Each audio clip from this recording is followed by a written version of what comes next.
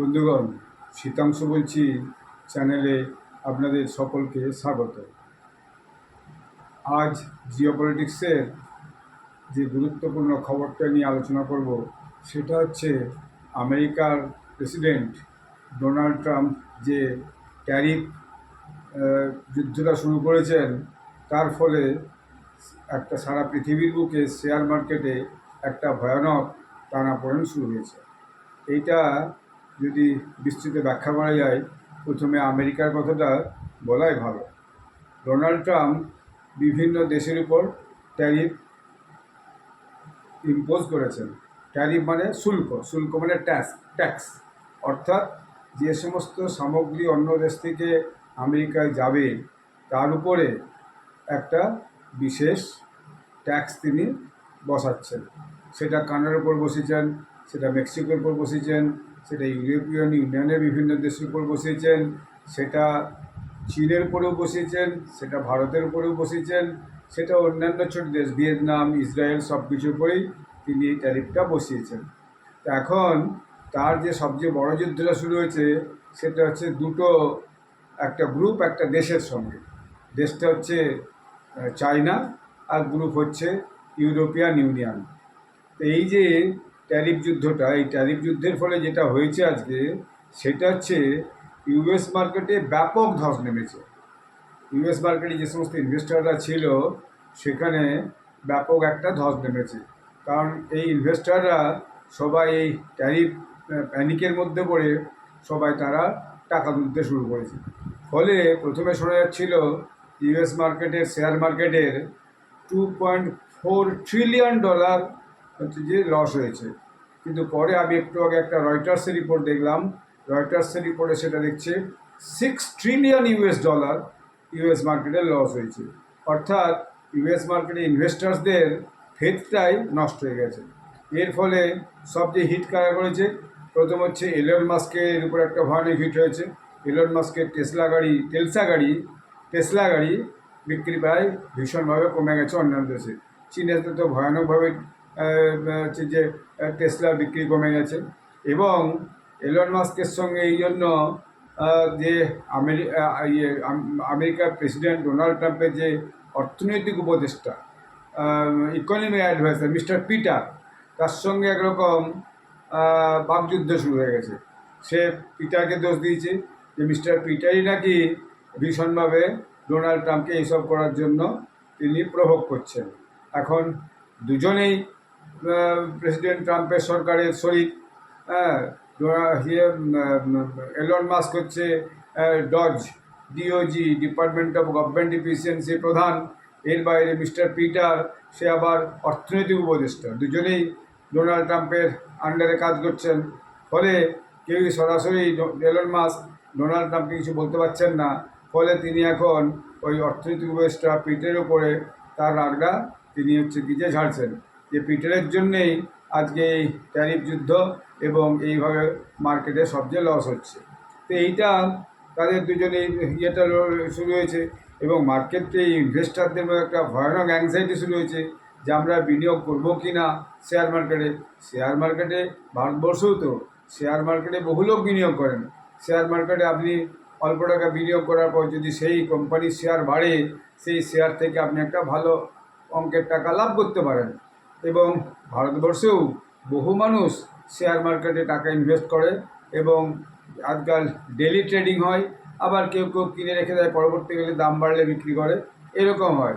এবং শেয়ার মার্কেটে কোম্পানির যে উঠাপড়া সেটা কিন্তু বিভিন্ন সময় লেগেই থাকে। এইটা যে একটা হয়েছে আমেরিকাতে, এইটা একটা খুব ক্ষতি হয়েছে ওখানকার বড় বড় ব্যবসাদের। বলা হচ্ছে প্রায় 500 বড় বড় কোম্পানিজ, তাদের ভয়ানকভাবে লস হয়েছে এবং তারা এখন কিভাবে ঘুরে দাঁড়াবে সেই চিন্তায় অস্থির। এবং দেখা যাচ্ছে যে টেক কোম্পানিগুলো, এলন মাস্ক ছাড়াও, হ্যাঁ, আপনার মার্ক জুকারবার্গ, ফেসবুকের যে মালিক, তার মার্কেট শেয়ার ভীষণভাবে পড়েছে। জেফ বস, ডেল এবং আরও অনেক যে বড় বড় কোম্পানি আছে, তাদের কিন্তু শেয়ার মার্কেটে তাদের শেয়ারগুলো ভীষণভাবে পড়তে শুরু করেছে এবং সেখানে একটা ভীষণ লস কিন্তু হয়েছে। এবং আমি গতকালের যে ভিডিওটা করেছিলাম তাতেই আপনাদের একটু হিন্ট দিয়েছিলাম যে চায়না যে রেসিপ্রোকেট ট্যারিফ জারি করেছে, তার জন্যই এই ঘটনাটা ঘটেছে।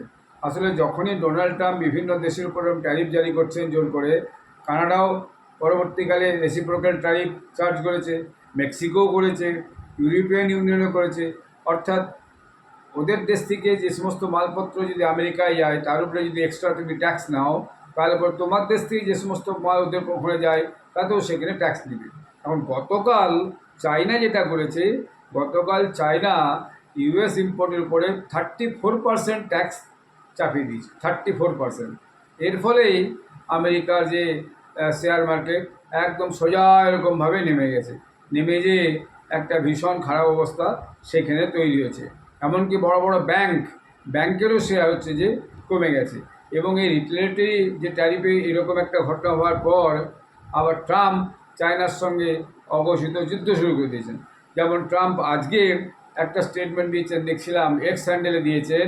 এক্স হ্যান্ডেলে তিনি লিখেছেন, রিয়েল ডোনাল্ড ট্রাম্প, ওনার যে নিজস্ব এক্স হ্যান্ডেল আছে, টুইটার হ্যান্ডেল আছে, সেখানে তিনি লিখেছেন যে চায়না যদি আগামীকাল 8 এপ্রিলের মধ্যে এই যে 34% ট্যাক্স যেটা জারি করেছে সেইটা যদি উইথড্র না করে, তাহলে আমি চাইনিজ গুডসের উপর 50% আরও অতিরিক্ত ট্যারিফ চার্জ করব, 50%। ফলে চাইনিজ মাল আর আমেরিকা ঢুকে বিক্রি হবে না। এইটা আজকে তিনি এটা লিখেছেন এবং এটাও বলেছেন সেটা কালকের মধ্যে যদি রিভোক না করে 8 এপ্রিলের মধ্যে, তাহলে আমি 50% ট্যারিফটা পরশু দিন 9 এপ্রিল এইটা আমি আবার লাগু করে দেবো, অর্থাৎ সরকারি অর্ডার আমি জারি করে দেবো। তো ফলে এখন যা দেখা যাচ্ছে যে মূল যে ট্যাক্স যুদ্ধটা, এই ট্যাক্স যুদ্ধটা আমেরিকা বনাম চায়নার জায়গায় এসে দাঁড়িয়ে গেছে। কিন্তু চায়নার অর্থনীতিও যথেষ্ট মজবুত, চায়নার ম্যানুফ্যাকচারিং দীর্ঘদিন ধরে এই জায়গায় এসে পৌঁছেছে। সারা পৃথিবীর বুকে চায়নার বিভিন্ন ম্যানুফ্যাকচারিং হচ্ছে যে বিক্রি হয়, তাদের প্রোডাক্টস বিক্রি হয়। তো ফলে চায়নাকে একদিকে ডাউন করতে যে আমেরিকা তার নিজের অবস্থায় খারাপ করে ফেলেছে। এখন আমেরিকা হয়তো কানাডার থেকে অনেক শক্তিশালী, আমেরিকা হয়তো মেক্সিকোর থেকে শক্তিশালী, আমেরিকা ইউরোপিয়ান ইউনিয়নের থেকে শক্তিশালী এটা বলা খুব মুশকিল। কারণ ইউরোপিয়ান ইউনিয়নের 34-36টা দেশ মিলিয়ে তাদের যে ঐক্য, তাদের যে শক্তি, এবং তারা এই জন্যই ইউরোপিয়ান ইউনিয়ন করেছিল যাতে রাশিয়া সঙ্গে টক্কর দেওয়া যায়, আমেরিকার সঙ্গে টক্কর দেওয়া যায়। আমরা ছোট ছোট দেশ, আমরা যদি ঐক্যবদ্ধভাবে একটা কিছু ইউনিয়ন না করি তাহলে এই সমস্ত দেশের সঙ্গে আমরা টক্কর দিতে পারবো না।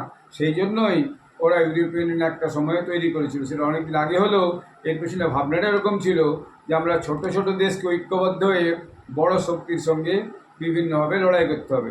সেটা যুদ্ধের জন্য লড়াই হোক, আর সেটা আর্থিক দিক থেকে লড়াই হোক, আর সেটা ব্যবসা সংক্রান্তই হোক, আমাদেরকে সেই লড়াইটা দিতে হবে। আপনারা দেখছেন ইউক্রেন রাশিয়ার যে যুদ্ধ চলছে, ইউরোপিয়ান ইউনিয়ন ইউক্রেনের পক্ষ নিয়ে ব্যাপকভাবে হচ্ছে ইউক্রেনকে সাপোর্ট করছে, আর্থিক দিক থেকে সাপোর্ট করেছে, মিলিটারি ইকুইপমেন্টস দিয়ে সাপোর্ট করেছে।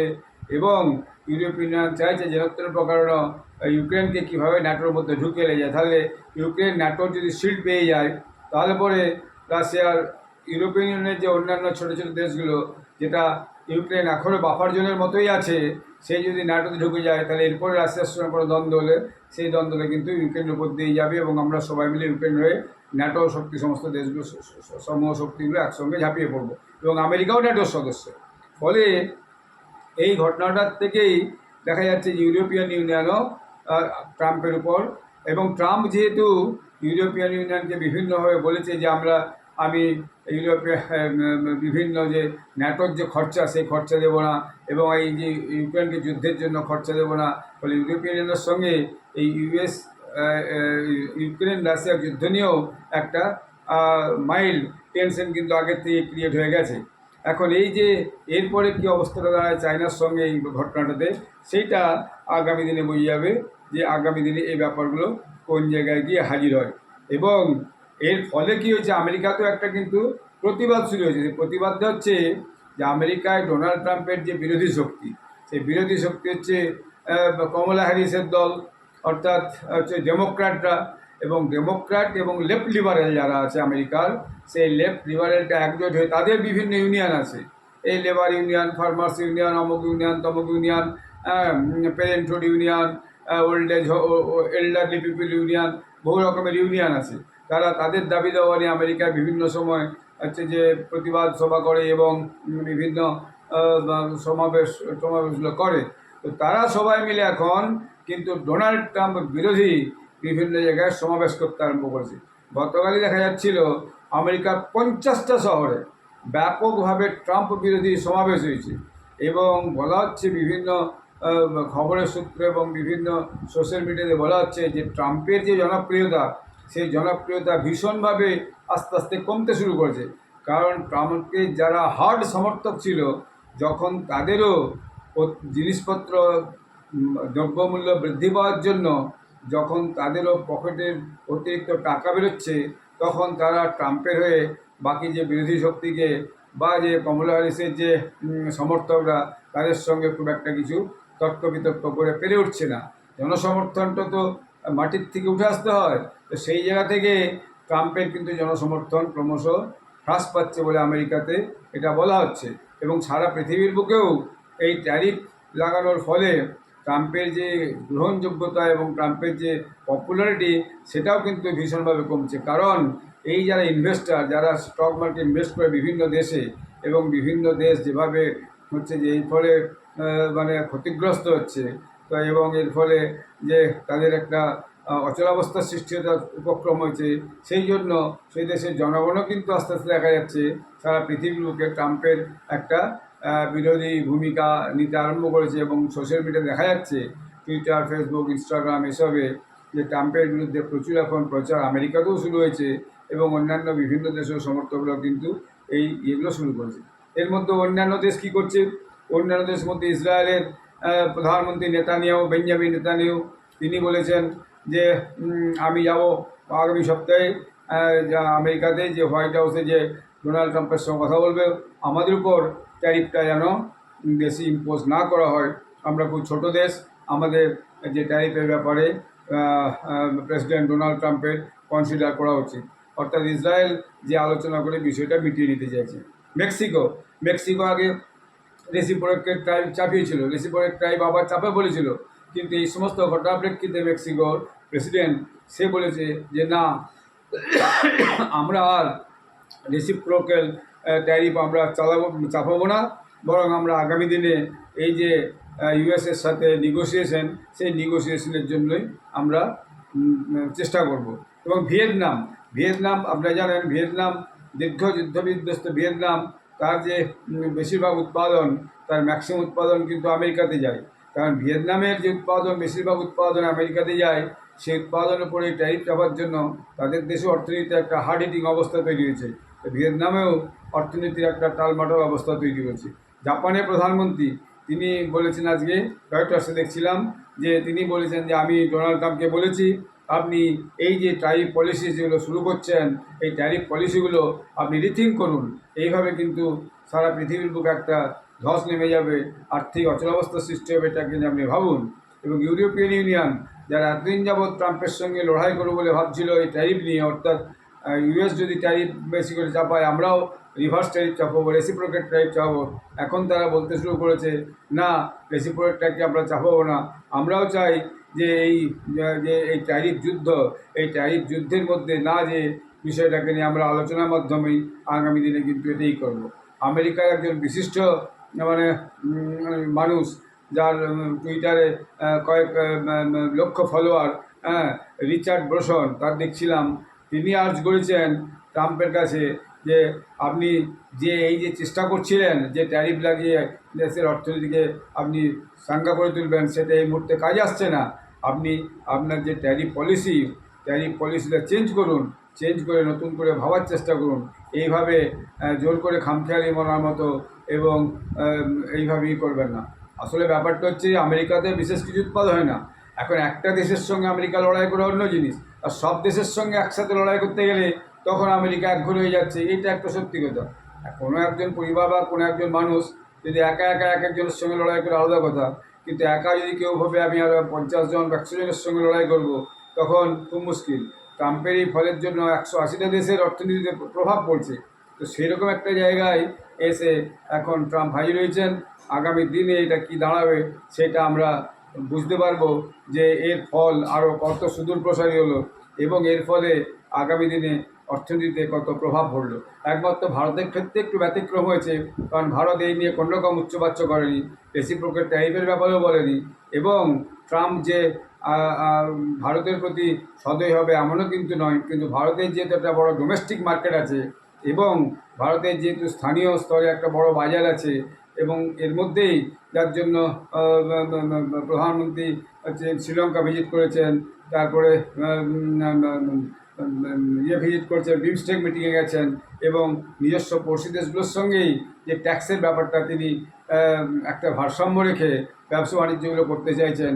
ফলে ভারতের ক্ষেত্রে শেয়ার মার্কেটে এখনও পর্যন্ত খুব বিশাল প্রভাব পড়েনি, তবে কোনোদিন যে শীঘ্রমধ্যে এটা পড়বে না তার কোনো গ্যারান্টি নেই। অদূর ভবিষ্যতে ভারতের শেয়ার মার্কেটেও এই আমেরিকার যে ডোনাল্ড ট্রাম্পের যে ট্যাক্সের নীতি, সেই ট্যাক্সের নীতির প্রভাব অবশ্যই পড়বে, এবং এটা অনেকেই সন্দেহ প্রকাশ করছে যে আগামী দিনেও এর প্রভাব পড়া কোনো অমূলক নয়, বা যে কোনো সময় প্রভাব পড়তে পারে। যাই হোক, আমি এই ভিডিওটি আপনারা লাইক করবেন, শেয়ার করবেন এবং চ্যানেলটি সাবস্ক্রাইব করবেন, এই অনুরোধ রইল। ধন্যবাদ, নমস্কার।